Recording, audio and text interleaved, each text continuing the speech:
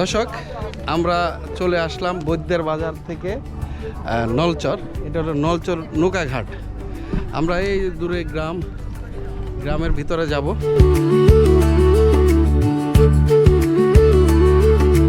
নদী বহুত দূর ছিল, আমাদের বাড়ি আছে, প্রথম বাড়ি ছিল ওই যে স্টিমারটা দেন, ওই যে স্টিমারটা সেখানে আমাদের গ্রাম আছে। তারপরে আমরা এখানে জমিনে সরবরাহ জমিনে বাড়ি করে বাঁচছিলাম। বাজার পর থেকে নদীতে আসছিলাম, তখন আর বালুঘাটা থেকে নাম না, তারপরে বালুঘাটা রাস্তা থেকে আমি গম্ভীর এই বাইন বন্যা ছুটছে মতন গুন্ডিবা করছো এই বালুটা ডেবে সিরিয়া সব দিয়েছে।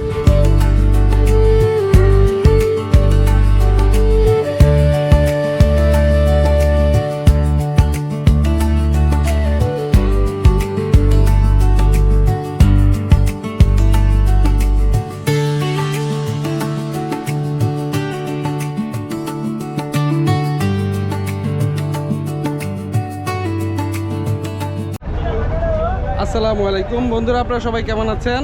আমি ঈদের পর একটু ঘুরতে আসলাম ঢাকার অতি নিকটে। এটা সোনারগাঁ থানাতে পড়েছে। আরও দূরে দেখতে পাচ্ছেন গ্রাম।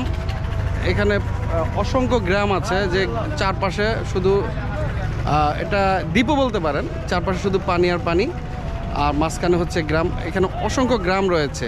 আমরা এখন যে জায়গাটিতে রয়েছি সেটা হচ্ছে বৈদ্যের বাজার, যাত্রী পারাপার যে নৌকা ঘাট। সেখানে দেখতে পাচ্ছেন এখানে প্রচুর মানুষ কিন্তু প্রতিদিন এখান দিয়ে আসা যাওয়া করে।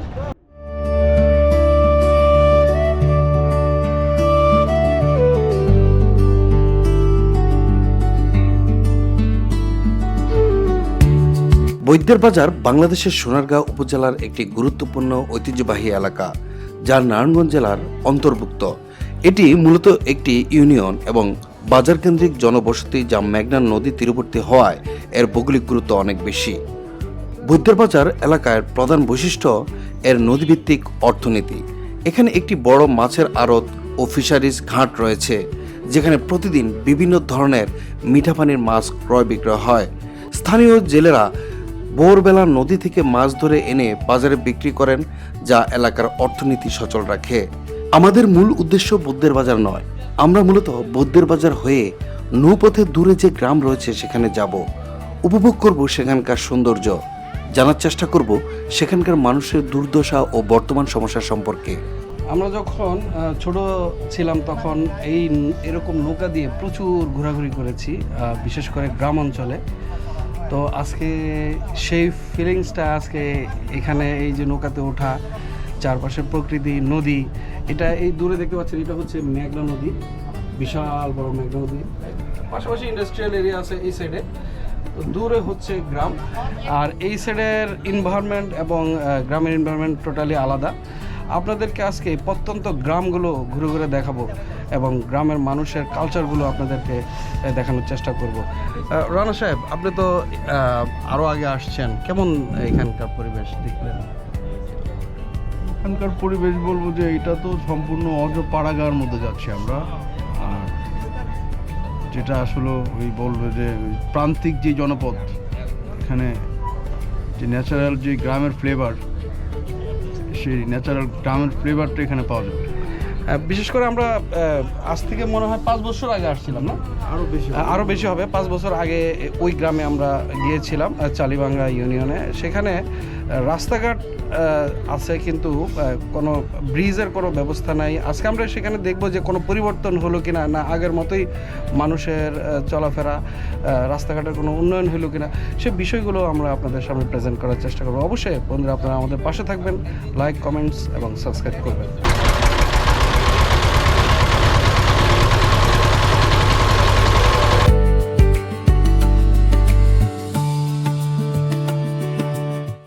মেঘনা নদী বাংলাদেশের অন্যতম বৃহৎ এবং গুরুত্বপূর্ণ নদী, যা পদ্মা ও যমুনায় মিলিত স্রোত বহন করে সাগরের দিকে প্রবাহিত হয়। যাওয়ার পথেই চোখে পড়ে নদীর বিস্তীর্ণ জলরাশিতে কচুরিপানার দোল খাওয়া, দূরে ছোট ছোট চর, আর মাঝে মধ্যে জেলেদের মাছ ধরার দৃশ্য। নদীর ঢেউয়ের সঙ্গে নৌকার শব্দ মিলে তৈরি হয় এক ভিন্নধর্মী প্রশান্তি। এই নদী শুধু প্রাকৃতিক সৌন্দর্যের জন্য নয়, বরং দেশের অর্থনীতির জন্য অত্যন্ত গুরুত্বপূর্ণ। প্রতিদিন অসংখ্য নৌযান এই পথে চলাচল করে, যা পণ্য পরিবহন ও মানুষের যাতায়াতে বড় ভূমিকা রাখে। বৈচিত্র্যময় এই মেঘনা তার আসল রূপ দেখায় বর্ষাকালে, যার শিকার হয় দূরে দ্বীপের মতো গড়ে ওঠা গ্রামগুলো। দর্শক, আমরা চলে আসলাম বৈদ্যের বাজার থেকে নলচর। এটা হলো নলচর নৌকাঘাট। আমরা এই দূরে গ্রামের ভিতরে যাব। দেখতে পাচ্ছেন যে এখানে কিন্তু শুধু নৌকার সারি, সবগুলো ওই বৈদ্যের বাজার থেকে এখানে মানুষ পারাপারের জন্য এই নৌকাগুলোকে ব্যবহার করা হয়। এই গ্রামের মানুষ এই শহরে যেতে হলে অবশ্যই এই নৌকা দিয়ে নদী পার হয়ে কিন্তু এই শহরে যেতে হবে।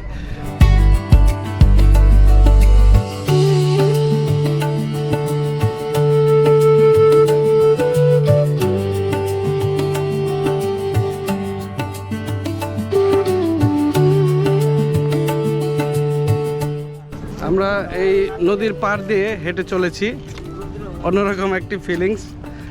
আর এখানের আমাদের সাথে অনেকেই এই গ্রামের মানুষ এসেছে। এই যে আরেকজন, উনি ভাই, আপনার নাম কি? আমার নাম রুহুল আমিন।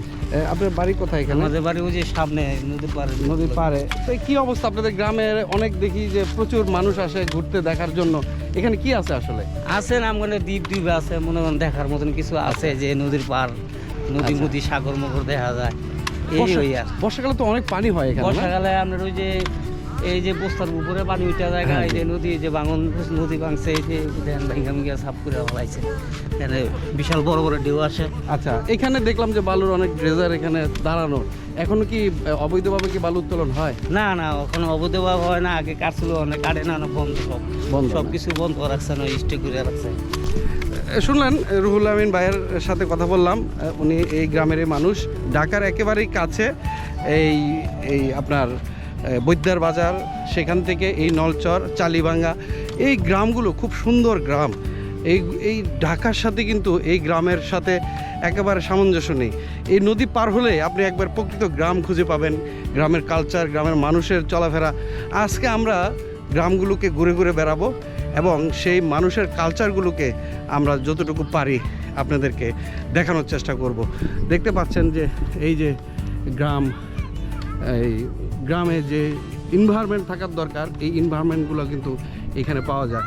আর এখানে সবচেয়ে বেশি যেটা আমরা লক্ষ্য করেছি সেটা হচ্ছে টিনের ঘর। যেখানে যাই সেখানেই কিন্তু টিনের ঘর দেখা যায়। এই দেখেন টিনের ঘর।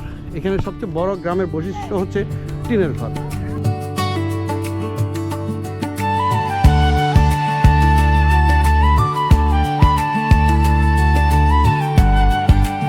এটি হচ্ছে চালিভাঙ্গা ইউনিয়নের নলচর গ্রাম। এই গ্রামের মানুষের প্রধান পেশা হচ্ছে কৃষি ও মৎস্য আহরণ। নদীর পাড়ে হাঁটতে হাঁটতে আপনি যেদিকেই তাকাবেন শুধু গ্রামের মানুষের কর্মব্যস্ত জীবনযাপন সহ এক দিগন্তজোড়া জলরাশি, উত্তাল ঢেউ, ছোট বড় নৌকা, আর অপর পাশে সবুজ প্রকৃতি, যেখানে বিভিন্ন ফসলে ঘেরা বিস্তীর্ণ মাঠ। ভাই, টমেটো কোত্থেকে আনছেন? ভাইয়া গ্রাম তো খেতে পারেছি। এখানেই ক্ষেত করেন? হ্যাঁ, লুকান্দি খেতে। আপনার গ্রাম কোন জায়গায়? লুকান্দি। লুকান্দি? হবে। আচ্ছা আচ্ছা, কেমন এবারে টমেটো কেমন বিক্রি করছেন? ভাই সুবিধা না, বেশি সুবিধা নাই। কেজি কত করে বিক্রি করতে? 20 টাকা। 20 টাকা কেজি? হবে। দর্শক, দেখতে পাচ্ছেন যে ঢাকায় যদিও টমেটোর দাম বাড়তি, তারপরে দেখেন এখানে কিন্তু টমেটোর কিন্তু দাম কিন্তু কম, 20 টাকা করে কেজি, ক্ষেতের সরাসরি টমেটো আর কি। আর দেখতে পাচ্ছেন যে এখানে এই গ্রামের মানুষ কিন্তু এই নদীর পানিকেই ব্যবহার করে গোসল করে। বাচ্চারা দেখতে পাচ্ছেন মনের আনন্দে কিন্তু এই নদীর পানিতে গোসল করছে। রানা সাহেব, কি দেখছেন আপনি? না, আমি তো যা দেখতেছি যে না, এখন পুরোপুরি গ্রামের যে ফ্লেভারটা, হ্যাঁ, মানে প্রান্তিক জনপথে হাঁটতেছি, আর যে গ্রামের যে ফ্লেভার, হ্যাঁ, সেটা ফুলফিল নিচ্ছি। আলহামদুলিল্লাহ, খুব ভালো লাগছে। দেখতে পাচ্ছেন এই যে মানে আমরা যখন যেরকম শৈশবে যেমন ছিলাম আর কি, শৈশবে প্রচুর গোসল করতাম পুকুরে। যদিও আমাদের গ্রামে নদী ছিল না, পুকুরে প্রচুর গোসল করেছি। সেই সুবাদে এই দেখেন এই গ্রামের বাচ্চারা, তারা এই নদীর পানিতে কিন্তু গোসল করছে, খেলাধুলা করতেছে। এই যে তাদের যে শারীরিক স্ট্রাকচারগুলো কিন্তু শহরের মানুষ থেকে, শহরের বাচ্চাদের থেকে কিন্তু একটু ভিন্ন। দেখতে পাচ্ছেন যে বাচ্চারা এই যে খুব সুন্দরভাবে এখানে গোসল করতেছে নদীর পানিতে, স্বচ্ছ নদীর পানি। এখানে তো একবার পুরো স্বচ্ছ পানি। হ্যাঁ হ্যাঁ, অবশ্যই পানি খুবই নিট অ্যান্ড ক্লিন। এখানে তো কোনো বর্জ্য নাই। এখানে বর্জ্য না থাকার কারণে পানিগুলো খুবই স্বচ্ছ ক্লিন, পানি দেখাই যাচ্ছে ক্লিন পানি। দেখতে পাচ্ছেন যে এটা কিসের ক্ষেত? এটা আলু। না, আলু না। দেখতে পাচ্ছেন কি সুন্দর নদীর পাড়ে ক্ষেত। আর একজন আঙ্কেল দেখতেছে। আসসালামু আলাইকুম। আপনাদের এই গ্রামেরই না? হ্যাঁ। এই আপনাদের এই এলাকাতে দেখতে পাচ্ছি যে বর্তমানে অনেক পর্যটক আসে। তো কেমন আপনারা আপনাদের এই গ্রামে আসলে কি আছে যে এই জন্য মানুষ এখানে আসে? এমন কোনো নাই যে মানুষ আসে ঘুরতে বুঝলে। ঘুরতে আসে না? হ্যাঁ। আর বিশেষ করে কোন জায়গাটা বেশি ঘুরতে আসে?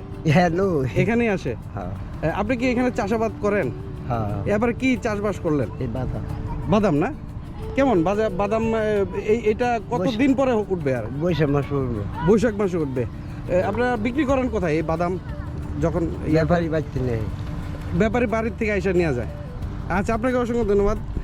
দেখলেন যে আসলে ওনারা যে সবজি উৎপাদন করে, এই সবজিগুলো কিন্তু সরাসরি ক্রেতা কিন্তু এখান থেকে এসে কিন্তু তারা নিয়ে যায়। তারা কষ্ট করে সেই নদী পার হয়ে যেতে হয় না। আর এই মানুষের যে কৃষি যে কালচার, আর এই পুরো বাংলাদেশ কিন্তু এই কৃষির উপরে নির্ভরশীল। আর কৃষিতে যত বেশি আমরা অগ্রসর হতে পারবো, আমাদের দেশকে আরও বেশি দ্রুত ডেভেলপ করে নিয়ে যেতে পারবো।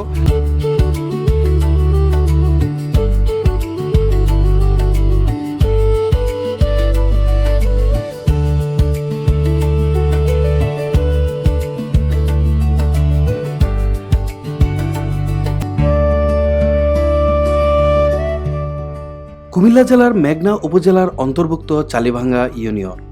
এই ইউনিয়নের মোট আয়তন প্রায় 3.80 বর্গ কিলোমিটার। এখানকার জনসংখ্যা প্রায় 11,058 জনেরও বেশি। এটি সর্বপ্রথম চন্দনপুর ইউনিয়নের সাথে যুক্ত ছিল। পরবর্তীতে আলাদা হয়ে 60টি গ্রাম নিয়ে চালিভাঙ্গা ইউনিয়ন প্রতিষ্ঠিত হয়। আসসালামু আলাইকুম। মসজিদটা কোন দিকে? এদিকে? আচ্ছা, তোমরা ভালো আছো? তোমার নাম কি? বাইজিৎ। লেখাপড়া করো? কোন ক্লাসে?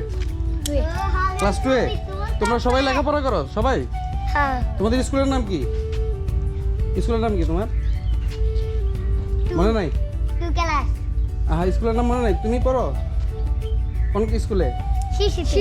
শিশুতে পড়ো, কিন্তু স্কুলের নাম জানো না? ও আচ্ছা আচ্ছা, ঠিক আছে, তোমরা খেলো। হ্যাঁ, দেখতে পাচ্ছেন যে এখানের বেশিরভাগ গ্রাম কিন্তু টিনের। হ্যাঁ, এটাই হচ্ছে তাদের ঐতিহ্য। এটা মনে হয় মসজিদ না? কোনটা বাবা? মসজিদ কোনটা? মসজিদ কোনটা? এই ছেলে মসজিদ কোনটা? ও আচ্ছা আচ্ছা, এদিক দিয়ে। গ্রামের বাড়িগুলো এমনই আঁকা বাঁকা, স্ট্রেট ফরওয়ার্ড কোনো বাড়ি নেই। দেখতে পাচ্ছেন আমরা মসজিদে চলে আসছি নামাজ পড়বো। খুব সুন্দর একটা মসজিদ এখানে এই গ্রামে দেখতে পাচ্ছেন। খুব সুন্দর একটি মসজিদ, নলচর। এই জায়গাটার নাম হচ্ছে নলচর, উত্তরপাড়া বাইতুল মামুর জামে মসজিদ, মেঘনা, কুমিল্লা। এটা কুমিল্লাতে পড়ছে, মেঘনাতে। দেখতে পাচ্ছেন খুব সুন্দর একটি মসজিদ তৈরি করে রেখে দিয়েছে, মাশাআল্লাহ।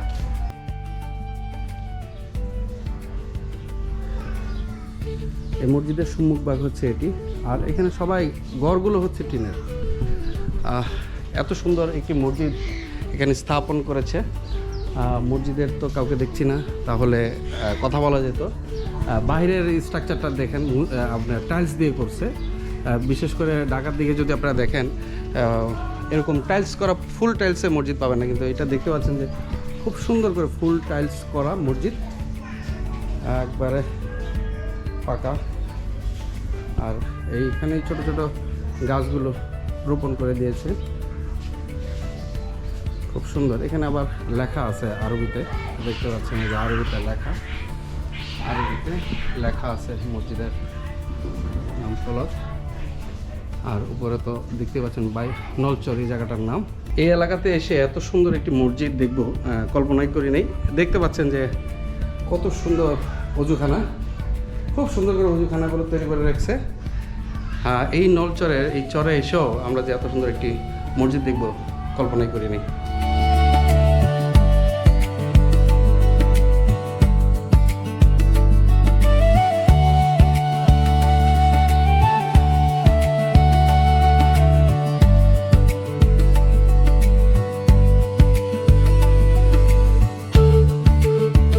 আসসালামু আলাইকুম।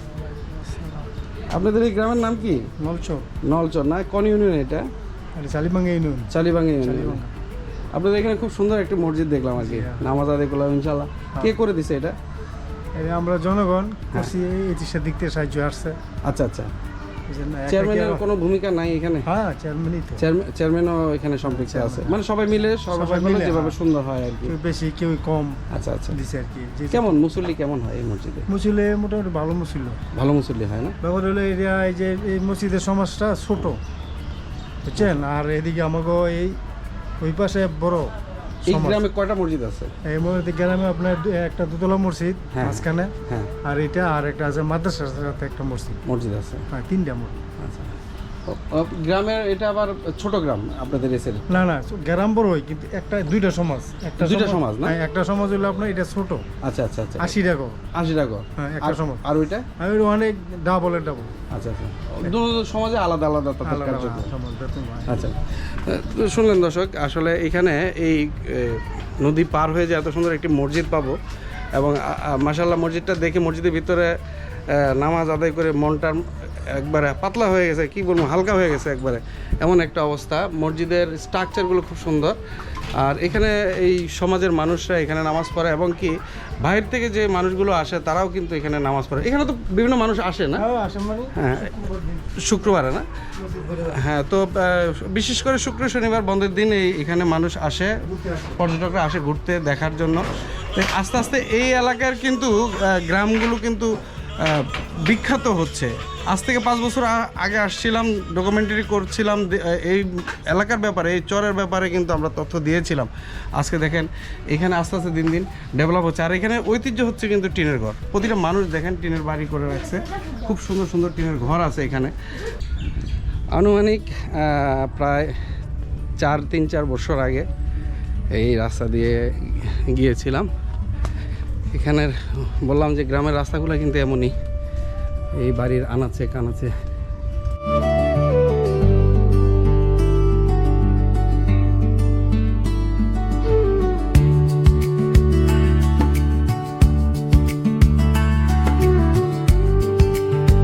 এখানে অনেক বাড়িঘর হয়েছে, রাস্তার স্ট্রাকচার আগের মতো নাই, একটু পরিবর্তন হয়েছে, বুঝতেছি না কোন দিক দিয়ে রাস্তা।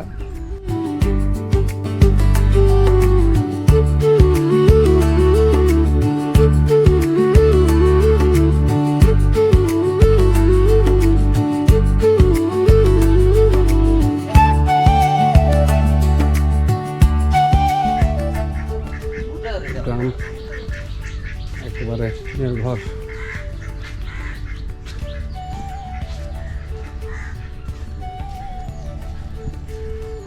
রানা সাহেব, চারপাশে টিনের ঘর, কি মনে হয়? কি মনে হচ্ছে? হ্যাঁ? এই পুরনো আর বাড়ির ভিতরে ভিতরে কিন্তু দোকান রয়েছে, দেখতে পাচ্ছেন ওই যে এখানে একটা দোকান।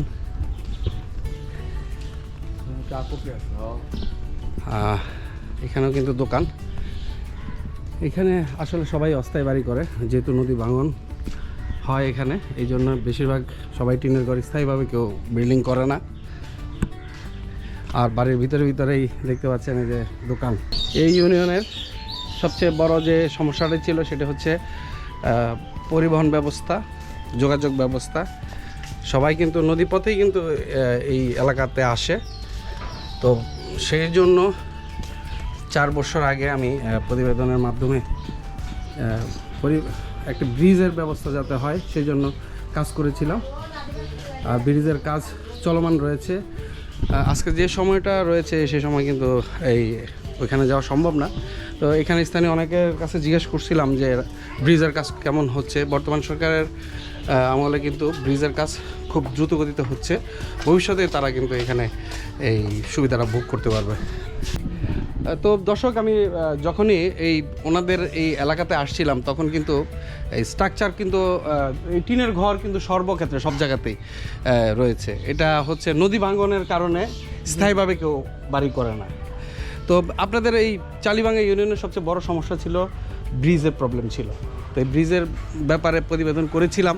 এখন আপনাদের তো ব্রিজের কাজ হচ্ছে, ব্রিটিশের কাজ হচ্ছে এটা হচ্ছে আপনার আমাদের মেঘনা থানার লগে যোগাযোগ, কিন্তু এই মেঘনা নদী দিয়া নাই, যে নারায়ণগঞ্জের সাথে আমাদের চলাফেরা সমস্ত কিছু সুযোগ সুবিধা বেশি, কিন্তু এই সাইড দিয়া নাই। ওই সাইড দিয়ে আসা যাওয়া করতে হলে আমাদের কমসে কম ঢাকা যাইতে 3 ঘন্টা সময় লাগবে, আর আমরা নদীর পথে এখন যোগাযোগটা আমাদের বেশি সোনারগাঁয়ের সাথে। আমি যখন 4-5 বছর আগে যখন কথা বলেছিলাম তখন এই সাইডগুলোতে নদীর পরিধিটা অনেক বেশি হওয়ার কারণে অনেক ব্যয়বহুল ব্রিজের খরচ এবং মাটির যে স্ট্রাকচারগত যে স্ট্রংলি যে একটা পজিশন সেটাও এখানে সামঞ্জস্য না, কারণ এখানে স্রোত আছে, বর্ষাকালে এখানে অনেক স্রোত থাকে। তো এই স্রোতের কারণেই সব কিছু বিচার বিবেচনা করে একবার শেষ মাথায়, গ্রামের শেষ মাথায় চালিবাঙ্গা পড়ছে ওটা নাকি? চালিবাঙ্গা পড়ছে। তো এই চালিবাঙ্গাতেই আপনাদের ব্রিজের আওয়ামী লীগ সরকার আমলেই তো শুরু হয়েছিল, তাই না? জি। তো বর্তমানে মাঝখানে সরকার পরিবর্তন হওয়ার কারণে আপনাদের কাজটা হয়তো একটু কম স্লো ছিল। এখন বর্তমানে আমরা তো আর আজকে সেখানে যাব না, তো কি অবস্থা? আপনারা তো ওখানে যান, চলতেছে, কাজ চলতেছে। পুরোপুরি কি হয়ে গেছে না? না হয় নাই, সময় লাগবে, আরো কয়েক বছর সময় লাগবে। প্লেয়ারের কাজ চলতেছে। তো আপনাদের এই গ্রামটা কিন্তু খুব সুন্দর, বিশেষ করে টিনের ঘরের জন্য, ওই যে নদী ভাঙতির জন্য। হ্যাঁ, তো প্রচুর মানুষ কিন্তু পর্যটক আসে না আপনাদের এখানে? জি অবশ্যই। এতে কি আপনারা কি বিরক্ত হন কিনা? না সবাই সন্তুষ্ট, তো পর্যটকরা আসে, সবাই আসবে ইনশাল্লাহ। যখন আপনাদের এই ব্রিজটা হয়ে যাবে দেখবেন যে আরো বেশি পর্যটক আসবে, বেশিরভাগ হচ্ছে নদী পথে আসে। প্রতিদিন বাংলার যেহেতু আছেন, দেখা যান সরকার আমাদের জন্য নদী ভাঙনের জন্য কোনো এখানে আমি কিছু দেখতে উদ্যোগ পাচ্ছি নেয় যে কিনা। চারপাশে টিনের ঘর থাকলেও বাংলাদেশ জাতীয়তাবাদী দলের এখানে একটা 5 নং ওয়ার্ডের বিএনপির কার্যালয় এখানে চালিবাঙ্গা ইউনিয়নের। তো যেহেতু এখানে রাজনৈতিক ব্যক্তিত্বের যে যারা কর্মী রয়েছে তারা কিন্তু এখানে তাদের এখানে অফিস যেটি স্থাপন করেছে, অবশ্যই আপনাদের এমপি তো হচ্ছে ডক্টর খন্দকার মোশাররফ হোসেন। তো উনি খুবই একজন ভালো মানুষ, বিশেষ করে বিএনপির স্থায়ী কমিটির সদস্য। উনি স্কুল কলেজের ব্যাপারে এরকম কোনো কিছু এখন বর্তমানে আপনারা পাইছেন কিনা? বর্তমানে পাই নাই, কিন্তু করবে ওনার একজন সিনিয়র নেতা। অবশ্যই আমরা দাবিদার, যেহেতু নদী ভাঙনের ব্যাপারে বলছি, ওই যে আরও রাস্তাঘাটের ব্যাপারে আগ্রহ দেখাইতেছে, আশা করি অবশ্যই হবে। এখন আমি তো আগাম বলতে পারি না যে হবে না, মাত্র সরকার গঠন করছে, অবশ্যই হবে। আপনাকে অসংখ্য ধন্যবাদ। তো দর্শক, আপনারা তো শুনলেন তো এই যে চালিবাঙ্গা ইউনিয়ন হচ্ছে চারপাশে যেখানে নদী, এই নদীর মধ্যখানেই কিন্তু কয়েকটি গ্রাম নিয়ে কিন্তু এই ইউনিয়নটি প্রতিষ্ঠা করা হয়েছে। আর এই চালিবাঙ্গা ইউনিয়নের প্রধান প্রবলেম হচ্ছে একটা ব্রিজ, যোগাযোগের ব্যবস্থা নাই, সবাই নদী পথেই আসা যাওয়া করে। আর আরেকটা বিষয় হচ্ছে যে এখানে একটা কলেজ নাই, তাই তো? আপনাদের এখানে একটা কলেজ নাই, এই কলেজ নাই বিদায় হাসপাতাল নাই। তো এই দুইটা জিনিসের কারণে ওনারা শহরে যেতে হয়। তো সেটার জন্য আমি বহুত 3-4 বছর আগে আমি সরকারকে এই বিষয়টা জানিয়েছি। আর বর্তমানে যেহেতু আমি আবার এখানে এসেছি, আমার এই প্রতিবেদনের মাধ্যমে দর্শক আপনাদেরকেও জানিয়ে দিচ্ছি যে এই ইউনিয়নের এই প্রবলেমগুলো এখনও প্রপারলি সলভ হয় নাই। তো এই জন্য সরকার কাজ করছে। আশা করি ভবিষ্যতে চালিবাঙ্গা ইউনিয়ন হবে একটি আদর্শ ইউনিয়ন এবং এখানে মানুষ তাদের যোগাযোগ এবং স্বাস্থ্য ক্ষেত্রে একটি মাইল ফলক অর্জন হবে এই সরকারের মাধ্যমে, সেটাই আমরা কামনা করি।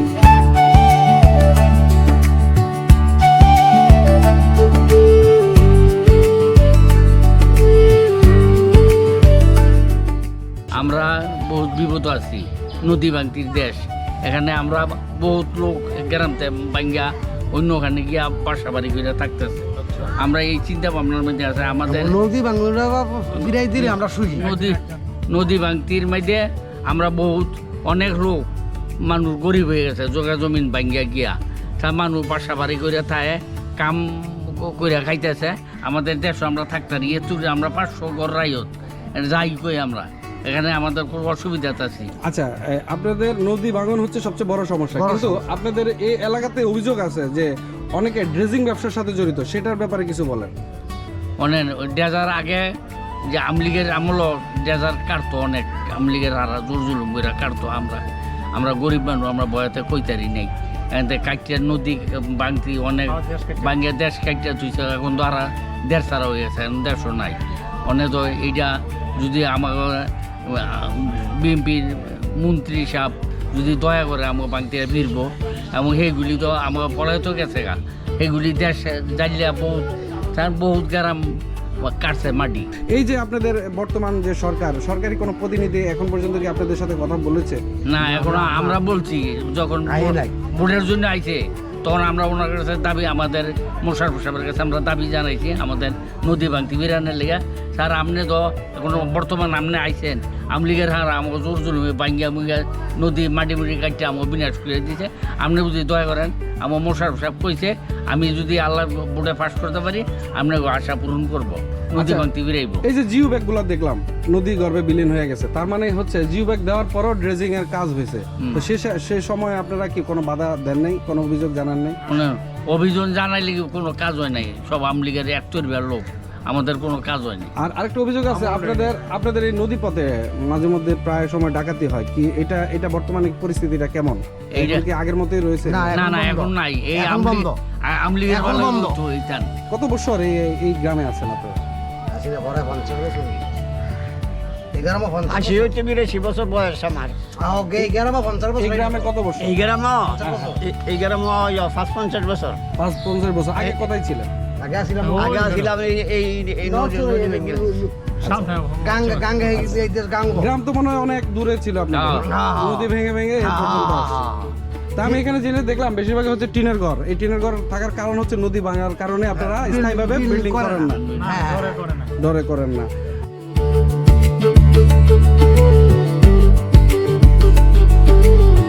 এই ইউনিয়নের 7টি গ্রামের মধ্যে 3টি গ্রাম সবচেয়ে বেশি অবহেলিত। গ্রামগুলো হলো নলচর, ফরাজিকান্দি, চালিভাঙ্গা। এই গ্রামগুলোর চতুর্পাশে মেঘনা নদীর শাখা প্রবাহিত হয়েছে। সবচেয়ে বেশি ঝুঁকিতে রয়েছে নলচর গ্রাম। আসসালামু আলাইকুম। আপনাদের এই চালিভাঙ্গা ইউনিয়নে বর্তমানে যে অবস্থায় রয়েছে, আসলে আপনাদের এই প্রবলেমগুলো কি আমাদের সামনে যদি প্রবলেম গেলে কি দেন আমরা নদী ভাঙা করে দেবো, খুব খারাপ আমরা এটার লেগে এটা প্রবলেম বেশি। মূলত নদী ভাঙাটা সরবরাহ হয়ে যাবে মানুষ। এইখানে সরকার নির্বাচিত হওয়ার পরে কেউ কি আসছে এখানে? কেউ এখনো আসে নাই। আচ্ছা, স্বাস্থ্য ব্যবস্থা একটা সমস্যা। আমরা হাসপাতাল নাই নাকি? হাসপাতালের জন্য আপনারা কোথায় যান? হাসপাতাল সোনারগাঁও, সোনারগাঁও, মানে নদী পথে সোনারগাঁও। ইমার্জেন্সি হলে তো খুবই খারাপ অবস্থা। দর্শক, নলচর, চালিভাঙ্গা এবং ফরাজিকান্দি এই 3টা গ্রাম একটা দ্বীপের মধ্যে, চারপাশে পানি। আর আমরা এবারে এসে জানতে পেলাম যে এইখানে কিন্তু ব্রিজ হচ্ছে, তার মানে কাজ হচ্ছে, গ্রামের জন্য কাজ হচ্ছে। আরেকটা বিষয় হচ্ছে গ্রাম অঞ্চলে বেশিরভাগ মানুষ চলাফেরা করে বাড়ির পিছন দিয়ে, সাইড দিয়ে আঁকাবাঁকা। আসলে এটা প্রকৃতপক্ষে রাস্তা না। একটা গ্রামের কিন্তু সুন্দর একটা পরিপূর্ণভাবে মার্জিত একটি রাস্তা থাকবে। আর এই আপনাদের এই গ্রামে আপনারা এখন চলাচল করেন কিভাবে? চলাচল করে মাঠটা রাস্তা অসুধ হয় এখন গ্রামের উপরে দিয়ে আর কি আসা চলাফেরা চলে।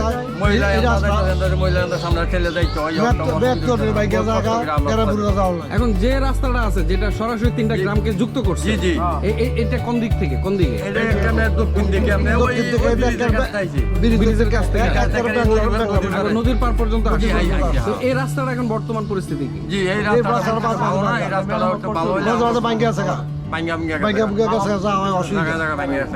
আচ্ছা, তো এইখানের যে রাস্তাটা রয়েছে, আমি যখন আগে আসছিলাম তখন মাটির রাস্তায় দেখছি। তো বর্তমানে আমি উল্লেখ করেছি যে এইখানে যে রাস্তাগুলো রয়েছে, ব্রিজ হওয়ার সাথে সাথে আশা করি সরকার এই রাস্তাগুলোর প্রতিও নজর দিবেন এবং পাকা রাস্তা করে দিবেন, যাতে তারা সরাসরি এই 3টা গ্রামে সুন্দরভাবে মানুষ পরিবহন ব্যবস্থার মাধ্যমে এখানে চলে আসে। আমরা তো নদী ভাঙ্গার মধ্যে পড়ে আছি। আমাদের পড়ায় কমসে কম 500 পরিবার হইব পারা গেছে, চলে গেছে। কিন্তু আমরা এই কষ্টের মধ্যে আছি। আর এবং আমি নদীপথে বিভিন্ন জায়গায় যাই, চলাফেরা করি। আপনার বাউন বাইরা, নসুন্দি, এত অনেকই আমি যাই। গেলে ওদিকটা যত কাজ করছে সরকারে, কিন্তু আমাকে এদিকে আমরা কিন্তু ডাকার লগে পড়ছি। এই আমাকে সাইডে সোনারগাঁও যেত কিছু আমাকে ডাকা যাইতো এই নদী বাইরে। মানে আমরা এই 3টা গ্রাম, চালিভাঙ্গা, ফরাজিকান্দি, নলচর, আমরা অসলের মধ্যে আছি, অবহেলিত আপনারা। হ্যাঁ, যেই কোনো জায়গায় যাইতে হয় নদী ফেরিয়ে যাইতে হয়। জ্বর তুফান হইলো নদী না যাইলে আর কিছু হয়, আমরা অসুবিধার মধ্যে ডারে। আমরা চাই সরকারের কাছে একটু আবেদন, আমাকে এই বাংচিটা ফিরাই দেয়। মূল বিষয়টা হচ্ছে যে আমি যতটুকু ওনাদের সাথে কথা বলেছি, ওনাদের সর্বপ্রথম যে সমস্যাটা ছিল সেটা হচ্ছে যোগাযোগ ব্যবস্থা। ওনারা সর্বক্ষণ যেখানেই যাক না কেন, ওনাদের কিন্তু নদী পথ ছাড়া কোনো গতি নেই। ওনারা নৌকা দিয়েই কিন্তু আসা যাওয়া করে। শহরে যদি যেতে হয় কিংবা একটা মেডিকেলে যেতে হয়, বাচ্চারা যদি স্কুলে কলেজে যেতে হয় সেই নদী পথেই যেতে হবে। আর জানেন যে নদী পথে অনেক রিস্ক, অনেক সময় ঝড় বিভিন্ন জলোচ্ছ্বাসের কবলে পড়তে পারে যেহেতু একটা নদী। তো এই বিষয়গুলো তাদের প্রবলেমের আওতায় রয়েছে। আর ওনারা চাচ্ছে যে ওনাদের এই ইউনিয়নটা, চালিবাঙ্গা ইউনিয়নটা হবে স্বয়ংসম্পূর্ণ পরিপূর্ণ। আর ইউনিয়নের মধ্যে 3টে গ্রাম রয়েছে, এই 3টা গ্রামে হচ্ছে অবহেলিত। আর এই যোগাযোগ ব্যবস্থা নাই বললে চলে। রাস্তাঘাট রয়েছে, কাঁচা রাস্তা, পাকা নাই। অনেক সময় দেখেছি অনেক জায়গায় পাকা, হালকা পাতলা পাকা দেখেছি, কিন্তু এখন বর্তমানে রাস্তার অবস্থা ভালো না, রাস্তা ভেঙে গেছে, বেহাল দশা, এবং রাস্তা হচ্ছে কাঁচা রাস্তা। এই রাস্তাগুলোকে সংস্কার করা দরকার, অত্যন্ত প্রয়োজন। আর ভবিষ্যতে বর্ষাকাল আসতেছে, নদীর চারপাশে কিন্তু ভাঙন, যেটা সম্পূর্ণ আবার ইসেনশিয়াল, এটা হচ্ছে ইসেনশিয়াল বিষয়, একবারে মানে প্রয়োজন, অত্যন্ত প্রয়োজন। আমি চারপাশে যখন এই নদীর পাশে হেঁটেছি দেখেছি যে জিও ব্যাগগুলো নদীর গর্ভে কিন্তু বিলীন হয়ে গেছে। তো উপরের জিও ব্যাগ যেহেতু নিচে চলে গেছে, পানির লেয়ার যখন উপরে উঠে যাবে তখন কিন্তু ভেঙে এই গ্রামের একবারে যতগুলো বাড়িঘর রয়েছে ভেঙে আরও ভিতরে চলে আসবে। তো আমি অবশ্যই নতুন জনপ্রতিনিধি ডক্টর খন্দকার মোশাররফ হোসেন সাহেব, উনি অবশ্যই আমার এই ভিডিওটি দেখবেন এবং এই দেখে ওনাদের যে প্রতিনিধি রয়েছে, জনপ্রতিনিধি রয়েছে অত্র এলাকাতে, এবং পানি উন্নয়ন বোর্ড এবং যারা এই বিষয়টা নিয়ে কাজ করে, তারা তাদের এই বর্তমানে যে বর্ষার সিজনটাকে যাতে নদী ভাঙন রোধ হয় সে বিষয়ে অন্ততপক্ষে কাজ করবেন। আর সবচেয়ে আরেকটা প্রবলেম হচ্ছে যে ব্রিজের একটা সমস্যা ছিল, সেটা আল্লাহর রহমতে গত ভিডিওতে আমি যখন প্রতিবেদন করেছিলাম সেটা সরকার দেখেছে, এবং টোটালি মেঘনার যে ইউনিয়নের যত কার্যক্রম রয়েছে সেটা ভিডিওর মাধ্যমে তখনকার সরকার এই বিষয়গুলোকে দেখেছে, এবং দেখে এখানে একটা ব্রিজের ব্যবস্থা কিন্তু তারা কিন্তু করে দিয়েছে। এখন ব্রিজের কাজ চলমান রয়েছে। ব্রিজ সম্পূর্ণ হলে ওনাদের যোগাযোগ ব্যবস্থার আর কোনো প্রবলেম হবে না। আর সবচেয়ে বড় প্রবলেম হচ্ছে স্বাস্থ্য খাত। আর এই স্বাস্থ্য খাতটা আশা করি সরকার এখানে নজর দিবেন, স্বাস্থ্যের জন্য যাতে অন্য কোথাও যাতে না যাওয়া হয়। এই 3টা গ্রাম মানুষের যাতে ছোটোখাটো, বড় দরকার নাই, ছোট যদি একটা মেডিকেল হয় যেখানে মানুষের স্বাস্থ্য সেবা সর্বক্ষেত্রে নিয়োজিত থাকবে, আর মেডিকেল অফিসার কন্টিনিউ যতদিন পর্যন্ত মেডিকেল না হয়, স্থায়ীভাবে এখানে একটি মেডিকেল যে অফিসার রয়েছে যারা বিনামূল্যে সরকারিভাবে মানুষদেরকে স্বাস্থ্যসেবা দিবে, সেই বিষয়গুলো কিন্তু সরকার দিবেন ইনশাআল্লাহ। সেটা অবশ্যই আমরা সরকারের এই উদ্যোগগুলোকে আমরা যাতে ভবিষ্যতে আমরা দেখতে পাই।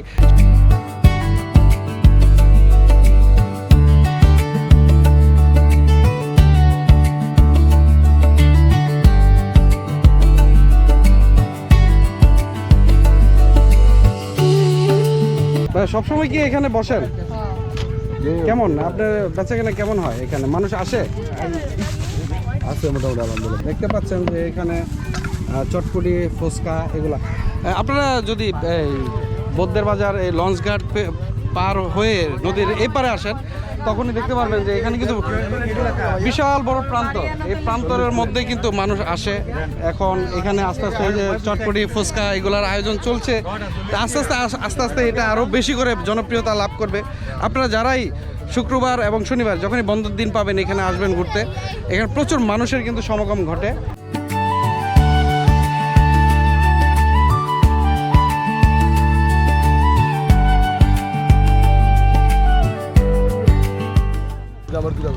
আচ্ছা, এখানে ওই নদীর গর্বে এখন ঘূর্ণিবাগ করছিল, ঘূর্ণিবাগে ভাঙ্গা ছিল সিরা বিরা দুটা ঘর একবার নিয়েছিল কিছু রাস্তা ছিল, ওখানে যে এখানে বারিন্দাটা তুলে থাই ওই যে ঘরটা লইয়া। আচ্ছা, ওইখানে ওয়াল আছে, ওয়াল মার সব ভাঙ্গা লাগছিল একবারে নদী ভাঙ্গা লইয়া আছে সিরা বিরা কিছু পাইছিলাম না এদের না। আমরা দেখতে পাচ্ছি বিভিন্ন জায়গায় কিছু জায়গায় জিও ব্যাগ দিছে। নদী বহু দূর ছিল, আমাদের বাড়ি আছে, প্রথম বাড়ি ছিল ওই যে স্টিমারটা দেন, ওই যে স্টিমারটা সেখানে আমাদের গ্রাম আছে। তারপরে আমরা এখানে জমিনে সরপরছে জমিনে বাড়ি ঘর বাঁধছিলাম, বাজার পর থেকে নদীতে আসছিলাম, তখন আর বালুঘাটা থেকে নাম না, তারপরে বালুঘাটা রাস্তা থেকে গম্ভীর হয় এই বাইন বন্যা ছুটছে মতন ঘূর্ণিবাগ ছুটছে এই আবার উচ্চাটে ওই সিরা বিরা সব গিয়েছে। তো যখন এই জায়গায় চর জাগছে তো কিভাবে এই জায়গায় জায়গাটা পাইলেন? জায়গা এবার চর যাচ্ছে মতন সরকার বন্দোবস্ত হয়েছে, বন্দোবস্ত নেওয়া, হ্যাঁ, যার যার নামে বন্দোবস্ত জমি 40 জন 4 জনের ডাইকা নিয়ম আছে বন্দোবস্ত আছে, যার যার জমি মনে 22 ঘন্টা 30 ঘন্টা দেওয়া হয়েছে।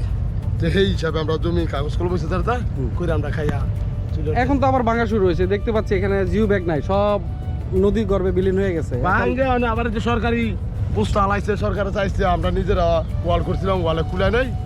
তারপর অনেক এমপি মুচিরা চাইছিল, তারপরে আগে কালে চাইছিল আমাকে এখানে যে এমপি পাস করছিল, এমপি কইছিল হিরাইতো, তো হাসিনার তোর তো থাকতে, তোর হাসিনা তখন গেল কই।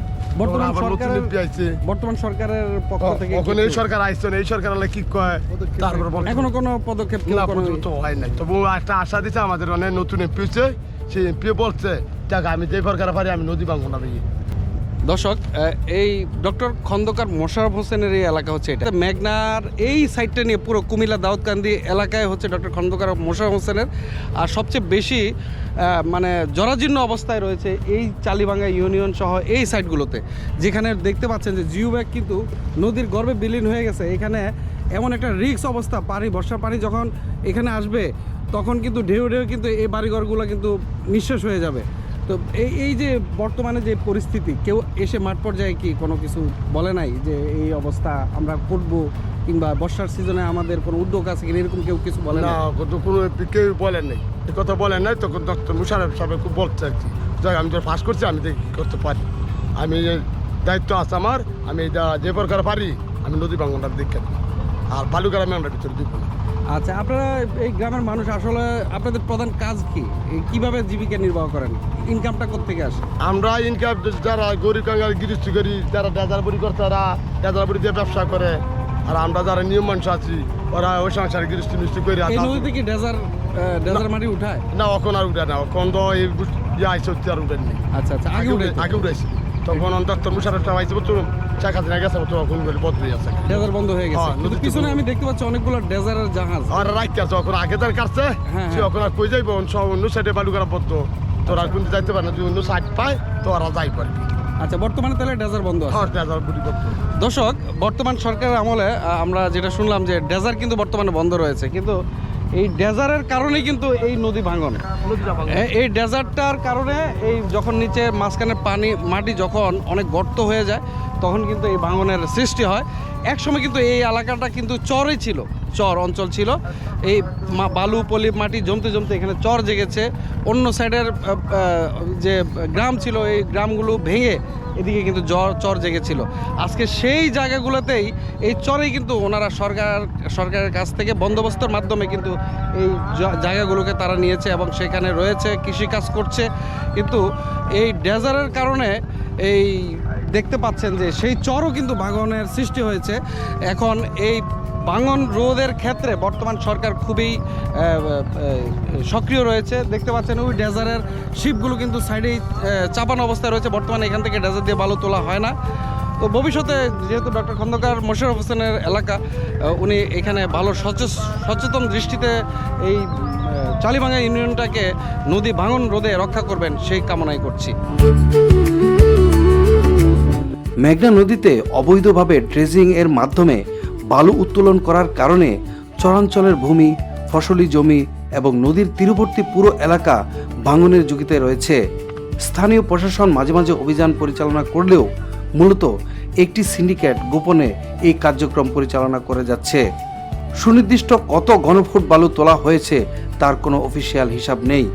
তবে এই গ্রামগুলোর চতুর্পাশে নদীর ভাঙন রোধে যে জিও ব্যাগ ব্যবহার করা হয়েছিল প্রায় সবগুলোই নদী গর্ভে বিলীন হয়ে গেছে। এতে অনুমান করা যায় যে গভীরতা কতটুকু। আগত বর্ষায় নলচর সবচেয়ে বেশি ঝুঁকিতে রয়েছে, তাই এখনই যথাযথ পদক্ষেপ না নিলে নলচর গ্রাম মেঘনার বুক থেকে হারিয়ে যেতে পারে। দর্শক, চালিভাঙ্গা ইউনিয়নের নলচর এলাকাতে আমরা আজকে ঘুরেছি, যদিও সব গ্রামে যাওয়া সম্ভব হয় নাই, সময়ের স্বল্পতার কারণে প্রায় সন্ধ্যা হয়ে আসতেছে। আর এখানে সন্ধ্যা হলে নৌকা পাওয়া যায় না, তখন ঝামেলায় পড়তে হয়। এই জন্য আজকে যতটুকু এই নলচর এলাকাতে ঘুরেছি দেখলাম যে নলচরের যে স্ট্রাকচার, বিশেষ করে নদীর যে স্ট্রাকচারটা দেখলাম, জিও ব্যাগ দেওয়ার পরেও দেখা যায় যে এই ব্যাগগুলো নদী গর্ভে কিন্তু বিলীন হয়ে গেছে। আর এটার মূল কারণই হচ্ছে যে ড্রেজিংয়ের কারণে। বর্তমানে ড্রেজিং বন্ধ রয়েছে, দেখতে পাচ্ছেন ড্রেজিং শিপ কিন্তু এখানে রয়েছে। তো রানা সাহেব, পুরোটা তো মোটামুটি এই নলচরে ঘুরলেন, কেমন কি বুঝলেন আপনি? না, আমি আজকে সারাদিনের যে অভিজ্ঞতা, সেই অভিজ্ঞতার আলোতে বলবো যে গ্রামের যে সাধারণ যে মানুষগুলো আছে তারা আসলে খুবই অসহায়। আজকে তারা মানে তাদের যে এই সুখ দুঃখ এগুলো যে কারোর সাথে শেয়ার করার মতো কাউকে তারা পাচ্ছে না। তার কারণ হচ্ছে যে এদিকে এইখানের এই চোটটার বয়স হচ্ছে প্রায় 50 বছর। এখানে বসতি 50 বছরের বসতি। তো 50 বছর আগে এই 50 বছরের মধ্যে এখান থেকে প্রায় 500 পরিবার বিলীন হয়ে গেছে এই নদীগর্ভে। তো তারা তাদের যে আজকে সারাদিন এই নদীগর্ভে এই চরে ঘুরে যা দেখলাম, সাধারণ মানুষের সাথে কথা বলে, যে আসলে তাদের একটাই দাবি, তাদের একটাই প্রাণের দাবি, তারা চাচ্ছে যে এখানে একটা খুব শক্তপোক্ত বাঁধ নির্মাণ হোক, যাতে করে ওদের ভবিষ্যতে তাদেরকে আর এখানে এই নদী গর্ভে বিলীন না হয়ে যেতে হয়। তারা এখানেই থাকতে চায়।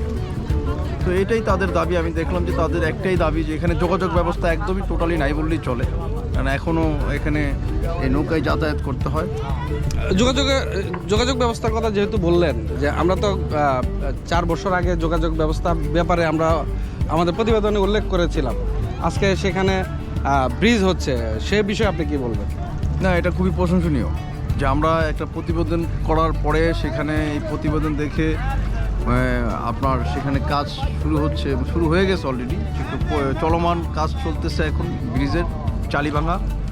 তো আমি দেখলাম যে এখানকার মানুষ এতে করে অনেক উৎসাহিত, তারা যে তাদের এখানে যে একটা 3টা গ্রামের মানুষের একটা যোগাযোগ ব্যবস্থা শুরু হয়ে যাবে ইনশাআল্লাহ, এবং এই জনপদের মানে দৃশ্যপটই চেঞ্জ হয়ে যাবে। তারা উন্নয়নের মুখ দেখবে সবাই, কারণ সব কিছু থেকে বিচ্ছিন্ন তারা। তো আমার একটাই কথা যে এইখানকার যারা প্রতিনিধি আছে, এই যেমন ডক্টর খন্দকার মোশাররফ হোসেন সাহেব, আমি ওনাকে বলবো যে আপনার যারা সাধারণ ভোটার জনগণ, তাদের যে আকাঙ্ক্ষা আপনার উপরে, জাস্ট আপনি ওনাদের আকাঙ্ক্ষাটা দেখবেন যে ওনারা কী চাচ্ছে, এটা আপনার দ্বারা পসিবল। খুব বেশি কিছু না, তাদের একটাই চাওয়া যে তাদের নদী গর্ভে যাতে তাদের বাড়ি ঘর বিলীন না হয়ে যায়। তো আমি আশা করবো যে ডক্টর মোশাররফ হোসেন সাহেব সে খুব জোরালো পদক্ষেপ নেবে এই বাঁধ নিয়ে। আর এখন আপাতত দেখার বিষয় যে আসলে কবে নাগাদ কাজ হবে। আপনাকে অসংখ্য ধন্যবাদ রানা সাহেব। আসলে আপনারা পুরো গ্রামটা আমরা যতটুকু সম্ভব ঘুরে দেখানোর চেষ্টা করেছি। আর এখন বর্তমানে নলচরের মানুষের সবচেয়ে বড় সমস্যা হচ্ছে নদী ভাঙন, সেটা রোধ হবে সেই কামনাই করি। আমরা এখন সন্ধ্যা প্রায় ঘনিয়ে এসেছে, আমরা চলে যাচ্ছি। অবশ্যই আপনাদেরকে যতটুকু দেখানোর চেষ্টা করেছি এবং গ্রামের বর্তমান প্রবলেমগুলো আপনাদের সামনে তুলে ধরার চেষ্টা করেছি। দর্শক এবং প্রতিনিধি যারা রয়েছেন, অবশ্যই আপনারা এই বিষয়গুলোকে আলোকপাত করে সেই ব্যাপারে এই গ্রামের আরও উন্নয়নের কল্পে কাজ করবেন সেই কামনা ব্যক্ত করছি। আল্লাহ হাফেজ।